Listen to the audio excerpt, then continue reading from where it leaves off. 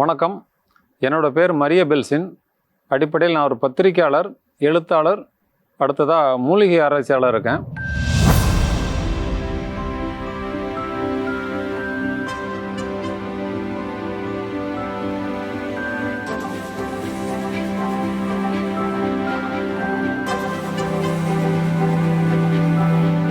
நான் எப்படி இந்த கேரியருக்குள்ளே வந்தேன்னா, பொதுவாக நான் பத்திரிக்கை அப்படிங்கும்போது நிறைய பத்திரிக்கையில் வேலை பார்த்துருக்கேன். நாளிதழ், மாத இதழெல்லாம் வேலை பார்த்துருக்கேன். இந்த மாதிரி போகும்போது மருத்துவத்தை பற்றி அதிகமாக நான் எழுத ஆரம்பித்தேன். எழுதும்போது பார்த்திங்கன்னா அலோபதி மருத்துவம் தான் நிறைய எழுதினேன். இருந்தாலும் நமக்கான மருத்துவம், மண்ணின் மருத்துவம், பாரம்பரிய மருத்துவம் அப்படின்னு எடுத்துக்கிட்டிங்கன்னா, நம்ம சுற்றி வளரக்கூடிய எளிமையான மூலிகைகள் அதை பற்றி தான் நான் தேட ஆரம்பித்தேன். எப்படி இதுக்குள்ளே நான் வந்தேன்னா, எல்லாருக்கும் உடல் நலக்குறைவு ஏற்படும். அந்த மாதிரி ஒரு கட்டத்தில் எனக்கு 2 பிரச்சனைகள் வந்துச்சு. எப்படின்னா, சைனஸ், அடுத்தது பொடுகு பிரச்சனை. இந்த 2க்காக நான் மருத்துவம் தேடினேன். நிறைய மருத்துவத்தை எடுத்தும் கூட எனக்கு சரியான பலன் கிடைக்கல. அந்த நேரங்களில் தான் நான் என்ன பண்ணேன், நம்ம சுற்றி வளரக்கூடிய எளிமையான மூலிகைகளை கொண்டு சரி பண்ண முடியும் அப்படின்ட்டு. ஏன்னா அடிப்படையில் நான் பத்திரிக்கையாளருங்கும்போது நிறைய நம்ம தேட ஆரம்பிப்போம். எழுத்தாளர் அப்படிங்கும்போது நிறைய தேட ஆரம்பிக்கும்போது இதுக்கான விடை கிடைச்சிது. அப்போ நம்ம சுற்றி வளரக்கூடிய மூலிகைகளை வச்சு ஏன் பண்ணக்கூடாது அப்படிங்கும்போது தான் ரொம்ப எளிமையானது. அதை நான் ஒன்றும் சொல்லப்போனால், மூலிகைகள் அப்படின்னு உடனே நிறைய பேர் நினச்சிட்டு இருக்காங்க 7 மலை 7 கடல் தாண்டி போய் எடுத்துகிட்டு வரணும் அப்படின்ட்டு. அந்த மாதிரிலாம் ஒன்றுமே கிடையாது. நம்ம வீட்டை சுற்றி வளரக்கூடிய மூலிகைகளே போதும். அந்த தேடலில் எனக்கு பார்த்திங்கன்னா, முதல்ல சைனஸுக்காக நான் மருத்துவம் பண்ணேன். எப்படின்னா, நொச்சி இலை கேள்விப்பட்டிருப்பீங்க. நொச்சியில் நிறைய வகைகள் இருக்குது. இருந்தால் கூட நம்ம வீட்டு பக்கத்தில் வளரக்கூடிய வெண்ணொச்சின்னு சொல்லுவாங்க. அந்த நொச்சி இலையை எடுத்துகிட்டு நல்லெண்ணெய் விட்டு காய்ச்சி அதை தலைக்கு தேய்ச்சி நான் முதல்ல சைனஸ் பிரச்சனையை சரி பண்ணேன். எப்படின்னா, அந்த எண்ணெயை தேய்ச்சிட்டு ஒரு அரை மணி நேரம் கழித்து வெதுவெதுப்பான தண்ணியில் குளிக்கணும். அந்த எண்ணெய் பிசுக்கு போகிறதுக்காக வேண்டி சீயக்காய் நம்ம பொதுவாக நம்ம குளியல் முறையெல்லாம் மாறி போச்சு. அந்த மாதிரி இல்லாமல் இந்த மாதிரி நான் பண்ணதுக்கப்புறம் எனக்கான அந்த சைனஸுக்கு ஒரு விடை கிடச்சிது. அதுக்கப்புறம் பொடுகு தொல்லைக்காக வேண்டி என்ன பண்ணேன்னா, நாட்டுக்கோழி முட்டையோட வெள்ளைக்கரு, சின்ன வெங்காயம் 2யும் சேர்த்து அரைச்சி தலைக்கு தேய்ச்சி ஒரு அரை மணி நேரம் கழிச்சு அதே மாதிரி வெதுவெதுப்பான தண்ணியில் குளித்தேன். ஒரு 2 மாதத்துல எனக்கு அந்த பொடுகு பிரச்சனையும் சரியாயிட்டு. முதல்ல அந்த சைனஸ் பிரச்சனை, அடுத்து பொடுகு பிரச்சனை. இந்த 2ம் சரியானதுக்கப்புறம் எனக்கு ஒரு நம்பிக்கை வந்துச்சு. இந்த மருத்துவத்தில் எப்படின்னா, அனுபவ மருத்துவம்னு சொல்லுவாங்க. உங்களுக்கெல்லாம் தெரியும், கை வைத்தியம், நாட்டு வைத்தியம், வீட்டு வைத்தியம், பாட்டி வைத்தியம் அப்படின்ட்டு பலவிதமான மருத்துவம் எல்லாமே ஒன்று தான். இருந்தாலும் பல பேர்கள் வச்சுருக்காங்க. அந்த மாதிரி நான் என்ன பண்ணும்போது, இந்த பாரம்பரிய மருத்துவத்தை நமக்கு முதல்ல செஞ்சு பார்க்கணும். நம்ம சுற்றி உள்ளவங்க, நம்ம உறவினர்கள், நண்பர்கள், அவங்களுக்கு சொல்லணும் அப்படிங்கும்போது நான் எனக்கு பண்ணி பார்த்துட்டு அதுக்கப்புறம் மக்களுக்கு சொன்னேன். என்னோடய முகநூல் பக்கம் போய் பார்த்தீங்கன்னா தெரியும், முழுக்க முழுக்க மருத்துவம் மட்டும்தான். மற்ற எவ்வளோ விஷயங்கள் இன்றைக்கி உங்களுக்கு தெரியும். முகநூலில் நிறைய தேவையில்லாத செய்திகள்லாம் வருது. மக்களுக்கான மருத்துவத்தை கொண்டு போகணும் அப்படிங்கிறது, நான் பத்திரிக்கையாளர் இருந்தால் கூட அதை பற்றி எழுதி என்னோடய அனுபவங்களை பகிர்ந்துக்கிடுவேன். இந்த நோய்க்கு இந்த மருத்துவத்தை பண்ணேன் அப்படின்னு நான் சொல்லும்போது அதுக்கு நிறைய மக்கள்கிட்ட, அதாவது ஃபீட்பேக் நிறையா வந்துச்சு. அப்போ நீங்கள் எப்படி செஞ்சீங்க அப்படின்னு நிறைய பேர் கேட்பாங்க. ஃபோனில் கேட்பாங்க, அதுக்கப்புறம் வாட்ஸ்அப்பில், இந்த மாதிரி பல விதமாக கேட்கும்போது பல வழிகளை கேட்காங்க. அப்போ நான் நேரில் கூட கேட்பாங்கன்னு வச்சுக்கங்களேன். இப்போது இன்றைக்கி சூழலில் நான் மருத்துவத்தையும் பண்ணிட்டு வரேன். நேரில் போயிட்டு வீடுகளுக்கு போயிட்டு மருத்துவம் பண்ணுறேன். அதில் எனக்கு ஒரு மனநிறைவு இருக்குது. பெரிய அளவில் வருமானம் இல்லைன்னா கூட அதை மக்கள் மத்தியில் கொண்டு போகிறோம், நம்ம சித்தர்கள் வழி வந்த அந்த மருத்துவத்தை கொண்டு போகிறோம் அப்படிங்கிறதுல எனக்கு ரொம்ப மனநிறைவாக இருக்குது. நாளிதழ் ஒன்றில் வேலை பார்த்துட்டு இருக்கேன். அப்போது முழுக்க மருத்துவர்களை பேட்டி எடுத்து ஒரு அனுபவம். அப்போ எல்லா மருத்துவம், சித்த மருத்துவம், ஆயுர்வேத மருத்துவம், அலோபதி மருத்துவம், எல்லா மருத்துவர்களையும் பேட்டி எடுத்து எழுதும்போது எனக்கு அந்த மருத்துவத்து மேலே ஒரு விருப்பம் வந்துச்சு. இது மட்டும் இல்லாமல் ஏற்கனவே என்னோட தகப்பனார், அப்பா என்ன பார்த்தீங்கன்னா, அவங்களுக்கு தெரிஞ்ச மருத்துவம், பெரிய வைத்தியர்லாம் கிடையாது. நம்ம சுற்றி உள்ள மூலிகைகள், அவங்களுக்கு வரக்கூடிய பிரச்சனைகளுக்கு சில தீர்வு கண்டாங்க. அதை நான் கண்ணால் பார்த்தேன். ஆனால் அதாவது அந்த காலத்தில் பார்த்திங்கன்னா, சித்தர்கள் கூட பார்த்திங்கன்னா மக்களுக்கு இந்த விஷயத்தை கடத்தலை. அவங்கள நான் குறையா சொல்லலை. இருந்தாலும் பெரிய அளவில் சில மருத்துவர்கள், இன்றைக்கி உள்ள மருத்துவர்கள் கூட நம்ம என்ன மருத்துவம் பண்ணுறோம், என்ன மூலிகையை வச்சு பண்ணுறோம், அதை எப்படி பண்ணுறோம் அப்படிங்கிறத வெளியில் சொல்லலை. அது மாதிரி எங்கள் அப்பாவும் எனக்கு சொல்லி தரல. ஆனால் அதோட தாக்கம் என்கிட்ட இருந்துச்சு, எப்படி இதை பண்ணலாம் அப்படின்ட்டு. அதோட தேடல் அந்த சின்ன வயசுல எனக்கு இருந்ததுனால பத்திரிக்கையாளர் அந்த அனுபவம், அது பத்திரிக்கையாளருங்கிறது எல்லாத்துக்கும் தெரியும். நிறைய விஷயங்களை தேடணும், ஆராய்ச்சி பண்ணணும் அப்படின்ட்டு ஒரு இது. அப்போ நான் மருத்துவர்களை பேட்டி எடுக்கிறனால அந்த ஒரு ஆராய்ச்சிக்குள்ளே இறங்கினேன். அடுத்தது நிறைய எழுதினேன். நானே சொந்தமாக ஒரு கையெழுத்து பிரதிலாம் நடத்தினேன். அதில் அந்த மருத்துவத்தை பற்றி எழுதுனது நிறைய தேட ஆரம்பித்தேன். புத்தகங்கள் நிறைய படிக்க ஆரம்பிக்கும்போது புத்தகம்னா நிறைய சில பேர் சொல்கிற மாதிரி நிறைய பெரிய புத்தகங்கள்லாம் நான் படிக்கல. ரொம்ப எளிமையாக கிடைக்கக்கூடிய புத்தகங்கள். சில பார்த்தீங்கன்னா அந்த கடைகளில் ஒரு பஸ்ஸிலலாம் விற்பாங்க. ஒரு 10 ரூபாய்க்கு சில புத்தகங்கள் விற்பாங்க. ஒரு 1100 மருத்துவம் 1100 மருத்துவ குறிப்புகள் அப்படின்னு போட்டிருப்பாங்க. அந்த மாதிரி புத்தகங்களை வாங்கி நான் எனக்கு நானே செய்ய ஆரம்பித்தேன். அதாவது இப்போ நம்ம வீட்டு கொல்லைப்புறத்தில் வளரக்கூடிய துளசியாக இருக்கட்டும், தூதுவளையாக இருக்கட்டும், ஆடாதொடையாக இருக்கட்டும், கற்றாழையாக இருக்கட்டும், எல்லாத்துக்கும் தெரியும். சில பேர்கிட்ட நம்ம துளசியை சொன்னோம்னா துளசி தான் எனக்கு தெரியுமே அப்படின்னு சொல்லுவாங்க. ஆனால் அதை எப்படி மருத்துவத்துக்கு பயன்படுத்தினாங்கிறது நிறைய பேருக்கு தெரியாது. அப்போ எனக்கு நானே செய்ய ஆரம்பித்தேன். உதாரணத்துக்கு எடுத்துட்டிங்கன்னா காணாவாழைன்னு ஒரு மூலிகை கேள்விப்பட்டிருப்பீங்க. அந்த மூலிகை நிறைய பேர் பார்த்துருப்பாங்க. அந்த நான் ரோட்டோரத்தில் பார்த்துருக்கேனே, சாலையோரங்களில் பார்த்துருக்கேனே, இது தெரியுமே அப்படின்பாங்க. ஆனால் அது எதுக்காக எப்படி பயன்படுத்தணும்னு நிறைய பேருக்கு தெரியாது. அது ஒரு அற்புதமான மூலிகை. குழிப்புன்னு சொல்லுவாங்க. அதாவது அதாவது இந்த சர்க்கரை நோயாளிகளுக்கு வரக்கூடிய குழிப்புண்ணாக இருக்கட்டும், சாதாரணமாக நம்ம அடிபட்டு புண்ணு வந்துச்சுன்னா அதுக்கெல்லாம் இந்த காணாவாழைங்கிற மூலிகை ரொம்ப அற்புதமான மருந்து. அதை பயன்படுத்தி பார்த்தேன். இதை எல்லாத்துக்கும் நோய் அப்படிங்கிறது குறைபாடுங்கிறது எல்லாத்துக்கும் வரலாம். பெரிய அளவில் இப்போ நான் புற்றுநோய் அப்படிங்கிற மாதிரி அந்த பிரச்சனைகள் எல்லாத்துக்கும் வர்றதுக்கு வாய்ப்பு இல்லை. இருந்தாலும் இந்த சின்ன சின்ன குறைபாடுகள் வரும்போது அதுக்கான மருத்துவத்தை நான் பண்ணி பார்த்தேன். இப்போ எனக்கு நானே பண்ணும்போது அதில் உண்மையிலே பலன் கிடைச்சிது. உண்மையிலே அதாவது மற்ற மருத்துவங்களில் நம்ம காசு செலவழித்து அவ்வளவு பண்ணால் கூட அந்த பலன் கிடைக்குமான்னு தெரியல. இதில் ரொம்ப எளிமையான பலன் கிடைச்சிது.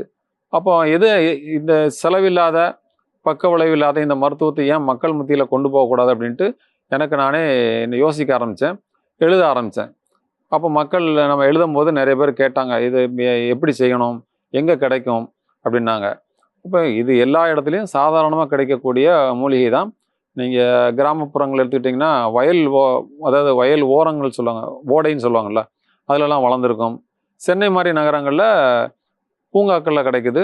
இன்னும் சில இடங்களில் காலி இடங்கள்லாம் வளரக்கூடிய மூலிகை தான். அந்த மாதிரி இந்த காணாவாழை மட்டும் இல்லை, நிறைய மூலிகைகள். அது இன்னும் சொல்லப்போனால் சில பேர் கேட்பாங்க, சில மூலிகைகளை நீங்கள் எடுத்து பயன்படுத்துங்களேன் அப்படின்னு சொன்னால், இது சேலமாக இருக்கட்டும், கோயம்புத்தூராக இருக்கட்டும் கேட்பாங்க, இந்த மூலிகை எங்களுக்கு கிடைக்க மாட்டேங்க அப்படின்னு சொல்லுவாங்க. நான் உடனே அவங்க ஒரு கிண்டலாக கேட்பேன், நீங்கள் இருக்கிறது ஆஸ்திரேலியாவா அமெரிக்காவான்னு கேட்பேன். ஏன்னா நம்ம ஊரில் கிடைக்காத மூலிகைகள் எதுவும் இல்லை, மக்களுக்கு தேடல் இல்லை. அதனால தான் அந்த கேள்வி அவங்ககிட்ட வருது.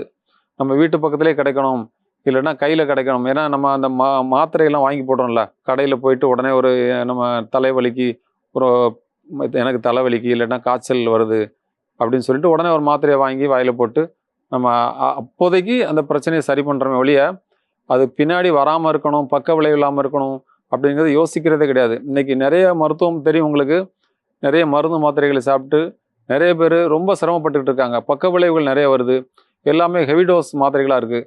நான் அலோபதி மருத்துவத்தை குறை சொல்றதுக்காக நான் சொல்லலை. ஏன்னா அது எல்லா அலோபதி மருத்துவர்களே பல பேர் என்ன பண்ணுறாங்கன்னா சித்த மருத்துவத்தை தான் தேடி வர்றாங்க. ஏன்னா பக்க விளைவு இல்லாத மருத்துவம் நம்ம மண்ணின் மருத்துவம் அப்படிங்கிறது புரிஞ்சுக்கிட்டு நிறைய பேர் அதை எடுத்துக்கிறாங்க. இது யாருக்கும் எதிரான மருத்துவம் இல்லை அப்படிங்கிறது முதல்ல புரிஞ்சுக்கிடணும். மக்களுக்கு முதல்ல அடிப்படை புரிதல் வேணும். அதை புரிஞ்சுக்கிட்டாங்கன்னா நிச்சயமாக இதுலேருந்து நல்ல, அதாவது இந்த உலகம் ஆரோக்கியமாக இருக்கலாம். அது நம்ம தமிழ் மண்ணில் இருக்கக்கூடிய இந்த மருத்துவம் பார்த்திங்கன்னா நம்ம நம்ம இது கேரளா பகுதியில் எடுத்துட்டிங்கன்னா அவங்களும் ஆயுர்வேத மருத்துவம் அப்படின்னு சொல்கிறாங்க. இன்றைக்கி ஆயுர்வேத மருத்துவத்துக்கு இருக்கக்கூடிய அளவுக்கு சித்த மருத்துவத்துக்கு ரொம்ப முக்கியத்துவம் இல்லாமல் இருந்து ரொம்ப வருத்தமாக இருக்குது. எதிர்காலத்தில் நம்ம அரசாங்கமும் சரி, ஒட்டுமொத்த முதல்ல அரசாங்கத்தை விட்டுருங்க, மக்கள் மத்தியில் முதல்ல மாற்றம் வரணும். இந்த மருத்துவத்தை பண்ணால் நல்லது, எனக்கு பலன் கிடைச்சிருக்கு அப்படின்னு சொல்லிட்டு பெரிய அளவில் பேசப்படணும் அப்படிங்கிறது ரொம்ப என்னோட விருப்பம் மட்டும் இல்லை, அதாவது கடத்தி கொண்டு போகணுங்க ஒரு பெரிய ஆசை. நிச்சயமாக அது நிறைவேறும் நம்புகிறேன். இன்றைக்கி சூழலை பார்த்திங்கன்னா சர்க்கரை நோய்க்கு பார்த்திங்கன்னா பெரிய அளவில் மக்கள் அவதிப்பட்டுக்கிட்டு இருக்காங்க. என்னென்னவோ சிகிச்சை எடுத்தும் கூட அது பலன் கிடைக்காம ரொம்ப சிரமப்பட்டுக்கிட்டு இருக்காங்க. இன்னும் சொல்லப்போனால் அந்த மருத்துவம் எடுத்தும் கூட முழு காலம் எடுக்கணும், ஒரு கட்டத்தில் உயிரை இழக்கக்கூடிய சூழ்நிலாம் வந்துட்டு இருக்கு. இந்த நம்ம மண்ணின் மருத்துவம் இருக்கும்போது இவ்வளவு நீங்கள் சிரமப்பட வேண்டிய அவசியமே இல்லை. சர்க்கரை நோயை கொண்டு பயப்பட தேவையில்லை. நம்ம பண்ணக்கூடிய தவறுகளால் தான் இந்த சர்க்கரை நோய் வருது அப்படிங்கிறத நான் ஒரு ஆணித்தரமாக சொல்ல முடியும். ஏன்னா உணவு முறையெல்லாம் மாறிப்போச்சு. முன்னாடி காலத்தை மாதிரி நம்ம இன்னைக்கு உடல் உழைப்பு கிடையாது. நம்ம உண்ணக்கூடிய உணவுகளும் பார்த்திங்கன்னா தவறான உணவு முறைகள் தான் சாப்பிட்டுட்டு இருக்கோம். உங்களுக்கு தெரியும் இன்றைக்கி என்னென்ன உணவுகள்லாம் சாப்பிட்றோம். மைதா உணவுகள், கொழுப்பு நிறைஞ்ச உணவுகள். சென்னை மாதிரி நகரங்களில் பார்த்திங்கன்னா ஐடியில் வேலை பார்க்குறவங்களாம் ராத்திரி நேரத்தில் உணவுகள், அந்த பிரியாணி, இறைச்சி உணவுகள் அதிகமாக சாப்பிட்றது. தூங்கக்கூடிய நேரத்தில் நம்ம முழிச்சிக்கிட்டு இருக்கோம். அது மட்டும் இல்லாமல் இந்த மாதிரி இறைச்சி உணவுகளை சாப்பிட்றதுனால நிறைய பிரச்சனைகள் வருது. இந்த மாதிரி சர்க்கரை நோய் வர்றதுக்கு பலவிதமான காரணங்கள் இருக்குன்னு வச்சுக்கோங்களேன். இப்போ நான் சொல்ல வர்றது என்னன்னா, சர்க்கரை நோய்க்கு எளிமையான தீர்வு. எருக்கலை கேள்விப்பட்டிருப்பீங்க. எருக்கலையை நீங்கள் என்ன பண்ணலாம், அந்த இலை எப்படி இருக்கும் அதுக்கு பின்பாகத்தை நீங்கள் இந்த காலில் எப்படி வச்சுக்கலாம். ஒரு போட்டுட்டு நீங்கள் சாக்ஸ் போட்டுக்கலாம், இல்லைன்னா செருப்பில் கூட நீங்கள் வச்சு போட்டுக்கலாம். பகல் நேரத்தில் ஒரு 6லேருந்து 8 மணி நேரம் போட்டிங்கன்னா சர்க்கரை நோய் உங்களோட அந்த அளவு குறையும். இது பண்ணாலே போதுமா, சர்க்கரை நோய் சரியாயிருமா அப்படின்னு கேட்பாங்க. அப்படிலாம் கிடையாது. உணவு முறையை மாற்றணும். காலையில் எடுத்துக்கிட்டிங்கன்னா நீங்கள் இந்த டீ காஃபியை விட்டுட்டிங்கன்னா நல்லது. பால் உணவு தவறான உணவு. பாலை விட்டுட்டு நீங்கள் ஒரு பானம் எப்படின்னா, ஒரு முழு எலுமிச்சம்பழம் எடுத்துக்கோங்க. அதை விட 2 மடங்கு அதிகமாக பாகற்காய், இது ரெண்டையும் சேர்த்து அரைச்சி ஒரு ஜூஸ் குடிச்சிட்டு வந்தீங்கன்னா இன்சுலின் சுரக்கிறதுக்கு ரொம்ப உதவியாக இருக்கும். அடுத்தது காலை உணவாக நீங்கள் பழம் எடுத்துக்கோங்க. பழம்ங்கும்போது எல்லா பழமும் எடுத்துக்கலாம். அந்த பழம் சாப்பிட்டு 2 மணி நேரம் கழித்து காலை உணவு கொஞ்சமாக எடுத்துக்கலாம். ஏன்னா நீங்கள் காலையில் பழம் சாப்பிட்டனால நிறைய சாப்பிட முடியாது. 4 இட்லிங்கும்போது நீங்கள் பாதியாக 2 இட்லி எடுத்துக்கலாம். அதுக்கப்புறம் ஒரு 11 மணி அளவில் என்ன பண்ணலான்னா, நெல்லிக்காய் பொடி, நாவல் கொட்டை பொடி ரெண்டும் அரை ஸ்பூன் எடுத்துக்கோங்க. மோரில் கலந்து குடிங்க. பால் உணவுகளில் மோர் மட்டும்தான் நல்ல உணவு. தயிராக இருக்கட்டும், நெய்யாக இருக்கட்டும், எந்த மாதிரி உணவுகளும் நீங்கள் எடுக்கக்கூடாது. ஆனால் சில பேர் கேட்கலாம், அதெல்லாம் சொல்லியிருக்காங்களே, நம்ம முன்னோர்கள் சொல்லியிருக்காங்களே, எல்லாரும் சாப்பிட்டுக்கிட்டு இருக்காங்களே நினைக்கலாம். மோர் எளிதில் செரிமானமாகும், பால் செரிமானமாகாது. அதே மாதிரி தயிர், இந்த மாதிரி உணவுகளை நீங்கள் சாப்பிடாமல் இருக்க நல்லது. என்னென்னா இணை உணவுகளை ஒரு மருந்து சாப்பிடும்போது அதுக்கு இணையாக சாப்பிட்டுக்கலாமே ஒழிய, நம்ம மத்தியான சாப்பாட்டில், ராத்திரி சாப்பாட்டில் அது நெய் ஊற்றி சாப்பிட்றதெல்லாம் பின்னாடி உங்களுக்கு பிரச்சனைகள் உருவாக்கும். அதனால் மோர் தாராளமாக சாப்பிட்லாம். அதுக்கப்புறம் மதிய உணவு நீங்கள் எப்படி எடுத்துக்கலாம்னா, வழக்கமான காய்கறிகள் நீங்கள் சாப்பிட்டுக்கலாம். கூடிய மட்டும் கிழங்கு வகைகளை தவிர்க்கலாம். வாழைப்பூ, துவர்ப்பு உள்ளது, கசப்பு உள்ள காய்கறிகள் நீங்கள் உணவில் சேர்த்துக்கிட்டிங்கன்னா ரொம்ப நல்லது. மாலை நேரத்தில் ஒரு சுக்கு காப்பி, அது உங்களுக்கு செரிமானத்துக்கு உதவும். பலவிதமான செயல்பாட்டு, உடல் இயக்க செயல்பாட்டுக்கு ரொம்ப உதவியாக இருக்கும். ராத்திரி நேரத்தில் ஒரு அரை ஸ்பூன் திரிபலா சூரணம், நாட்டு மருந்து கடையில் கேட்டிங்கன்னா கிடைக்கும். இல்லைன்னா நீங்களே தயார் பண்ணிக்கலாம். கடுக்காய், தாண்டிக்காய், நெல்லிக்காய் இந்த 3ஐயும் பொடி பண்ணி எடுத்து வச்சுக்கோங்க. ராத்திரி நேரத்தில் ஒரு அரை ஸ்பூன் தூங்க போகிறதுக்கு முன்னாடி வெதுவெதுப்பான தண்ணியில் நீங்கள் குடிச்சிட்டு வந்தீங்கன்னா இந்த சர்க்கரை நோயிலேருந்து விடுதலை பெறலாம். நேற்றைய பதிவில் சர்க்கரை நோய்க்கான மருத்துவத்தை பற்றி சொன்னேன். இன்றைக்கி வேறு ஒரு நோயின்னு சொல்வதை விட இன்றைக்கி பலரையும் பாதிக்கக்கூடிய, எல்லோருக்கும் வரக்கூடிய சளி, காய்ச்சல், இந்த பிரச்சனைகளுக்கான தீர்வை பற்றி நான் சொல்ல நினைக்கிறேன்.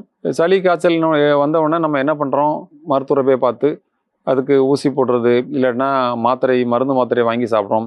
இல்லைன்னா மருந்து கடைகளில் போய்ட்டு நம்ம மாத்திரை வாங்கி சாப்பிட்றது தான் வழக்கமாக இருக்குது.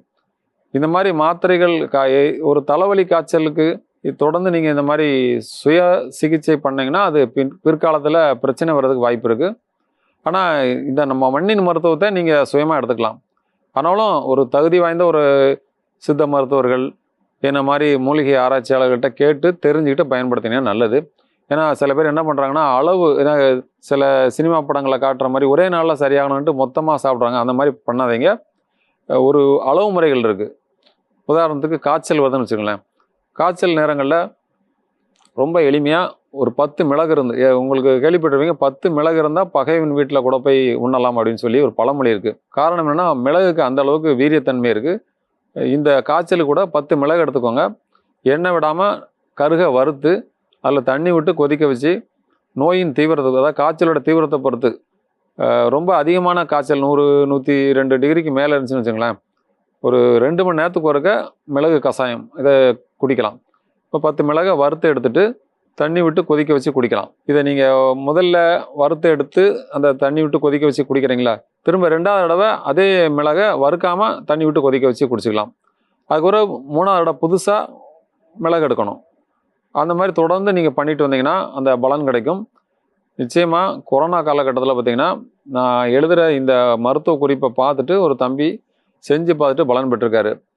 இந்த சில பேர் நினைப்பாங்க, மிளகு சாப்பிட்டா ஒரு மாதிரி காரமாக இருக்குமா அப்படின்னு நினைப்பாங்க. அப்படிலாம் ஒன்றுமே கிடையாது. அதை வறுத்து நீங்கள் கொதிக்க வச்சுட்டிங்கன்னா எந்த வித டேஸ்ட்டும் இருக்காது, சுவையாக இருக்காது. அதை நீங்கள் தாராளமாக அதை பயன்படுத்தலாம். குழந்தைங்களுக்கு கூட கொடுக்கலாம். குழந்தைங்களுக்கு கொடுக்கும்போது கொஞ்சம் அளவு குறைச்சி கொடுக்கலாம். பெரியவங்க நீங்கள் ஒரு அரை கிளாஸ் அந்த அளவுக்கு நீங்கள் குடிச்சிக்கலாம். அடுத்தது பார்த்திங்கன்னா, இன்னும் எளிமைப்படுத்தி சொல்லணும்னா, எல்லா வீடுகள்லையும் கருவேப்பிலை இருக்கும். அது ஒரு கைப்பிடி அளவு கருவேப்பிலை எடுத்துக்கோங்க. ஒரு 10 மிளகு, மிளகை விட கொஞ்சம் அதிகமாக சீரகம், கொஞ்சம் சின்ன துண்டு இஞ்சி சேர்த்து அரைச்சி வெந்நீர் விட்டு வடிகட்டணும். முதல்ல கொஞ்சம் அரைக்கிறதுக்காக லேசாக தண்ணி விட்டு அரைச்சிக்கலாம், பச்சை தண்ணி விட்டு அரைச்சிக்கலாம். அதுக்கப்புறம் நீங்கள் முழுமையாக அரைச்சதுக்கப்புறம் வெந்நீர் விட்டு வடிகட்டிட்டு கொஞ்சம் தேன் சேர்த்து குடிக்கலாம். நீங்கள் இந்த மிளகு கஷாயம் மாதிரியே இதையும் நீங்கள் எடுத்துகிட்டு வந்தீங்கன்னா நிச்சயமாக பலன் கிடைக்கும். இது எல்லாமே எனக்கு எங்கள் வீட்டில் காய்ச்சல் வந்துச்சுன்னா எல்லாத்துக்குமே செய்யக்கூடிய ஒரு மருத்துவம் தான். நாங்கள் மருத்துவர்கள்ட்டே போகிறது கிடையாது.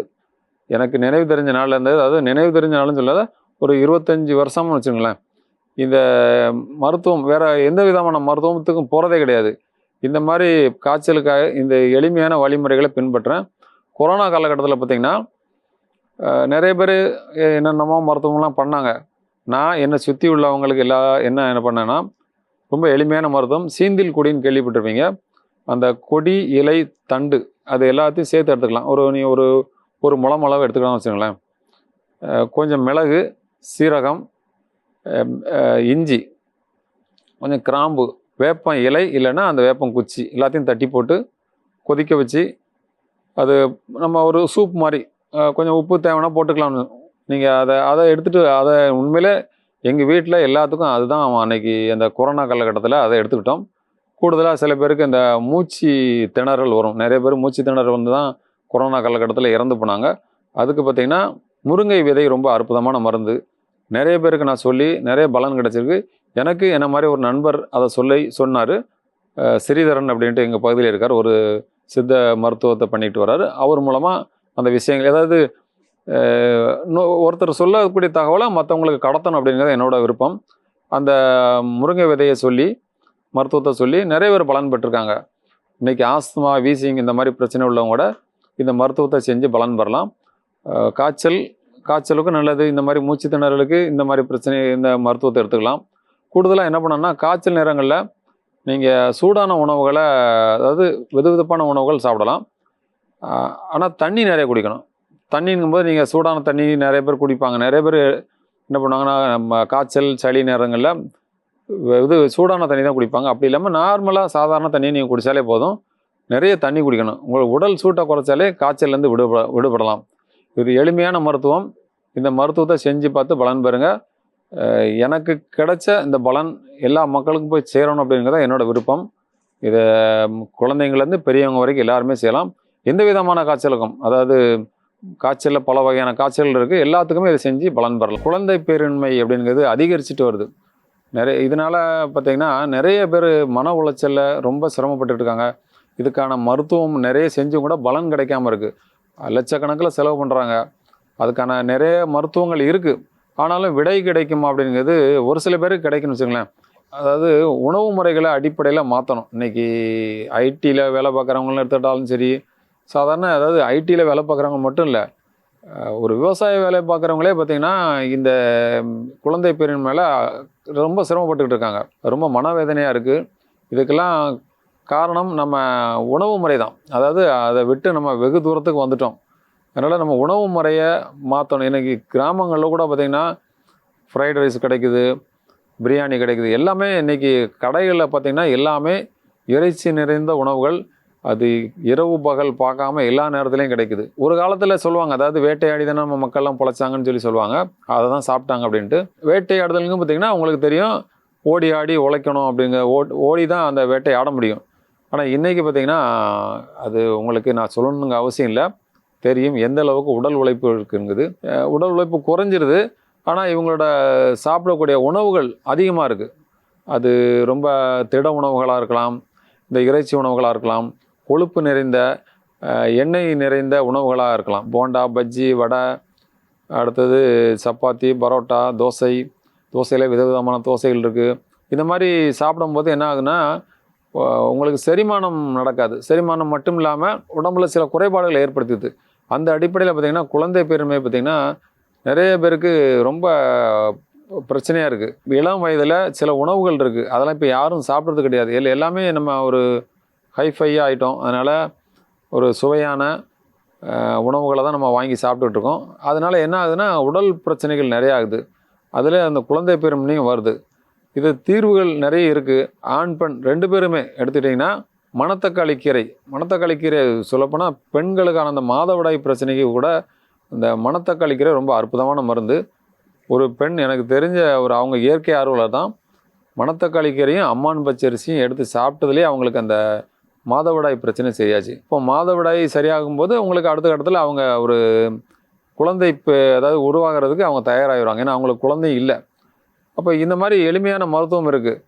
அதே மாதிரி நம்ம வீட்டில் இருக்கக்கூடிய சில உணவுகளே அவங்க முருங்கைக்கீரை தெரியும், உங்களுக்கு கேள்விப்பட்டிருப்பீங்க. முருங்கைக்கீரை, முருங்கைப்பூ, முருங்கை மரத்தில் இருக்கக்கூடிய எல்லா விதமான பாகங்களையும் நீங்கள் சாப்பிடலாம். அதாவது முருங்கை பிசுன்னு சாப்பிடலாம். ஆனால் எப்படி சாப்பிடணுங்கிறது ஒரு வழிமுறைகள் இருக்குது. அதை நீங்கள் ஒரு தகுதி வாய்ந்த மருத்துவர்கள்ட்ட கேட்டு பயன்படுத்திக்கோங்க. முருங்கைக்கீரை உங்களுக்கு தெரியும், சாப்பிடலாம். முருங்கைப்பூவை பாலில் வேக வச்சு சாப்பிடலாம்.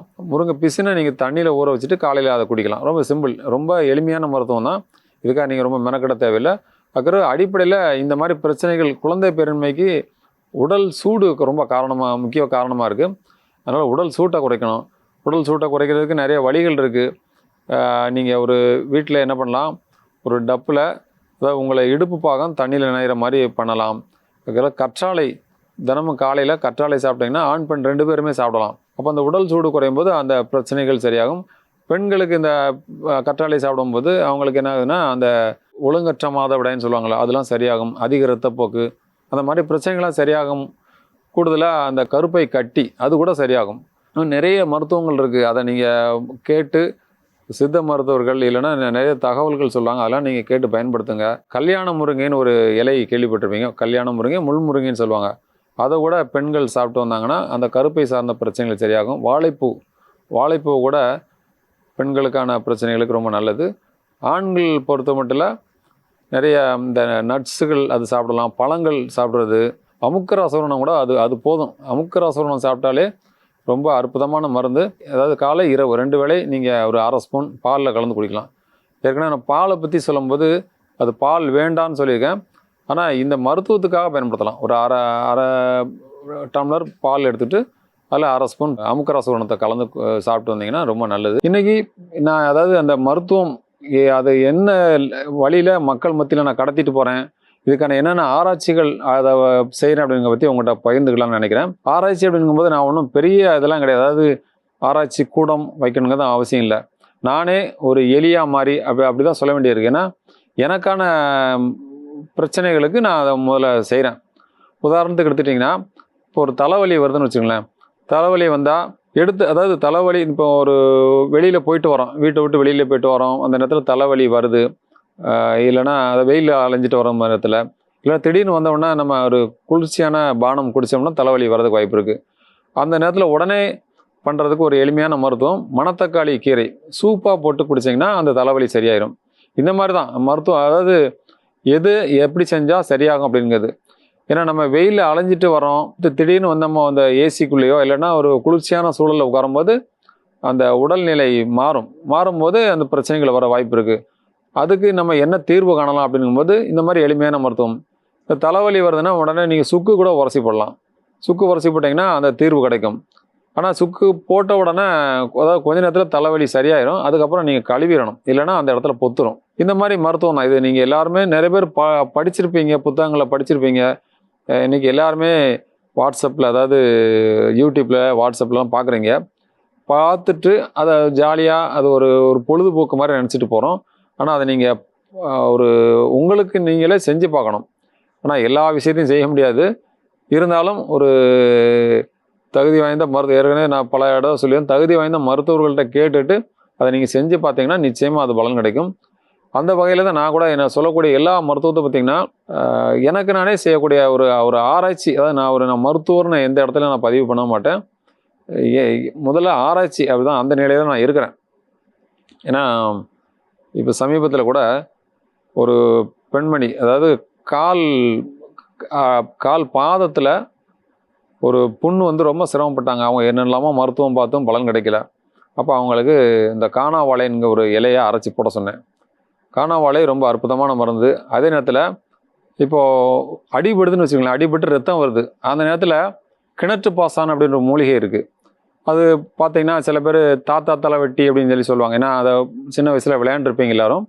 அந்த மூலிகை வெட்டுக்காய பூண்டு அப்படின்னு பல பேர் இருக்குது. அதுக்கு மூக்குத்தி பூண்டுன்னு கூட சொல்லுவாங்க. நான் ஒரு இடத்துல வேலை பார்த்துட்டு இருக்கும்போது பைக் ஸ்டாண்டு போடும்போது என்னாச்சுன்னா பெருவரலில் பட்டு ரத்தம் வந்துட்டு, உடனே அந்த இடத்துல தேடினேன். அது சென்னையில் தான். தேடும்போது அந்த மூலிகை கிடச்சிது. உடனே அதை கசக்கி சாரை மட்டும் தான் போட்டேன். போட்டுட்டு நான் வேலைக்கு போயிட்டேன். மறுநாள் எனக்கு அந்த ஞாபகமே இல்லை. ஏன்னா வலி இருந்தால் தான் உங்களுக்கு அந்த அடிபட்ட ரத்தம் வந்த ஞாபகம் இருக்கும். எனக்கு எந்த விதமான அறிகுறி எனக்கு வெளிப்படுத்தலை. வலியும் இல்லை, ரத்தமும் வரல.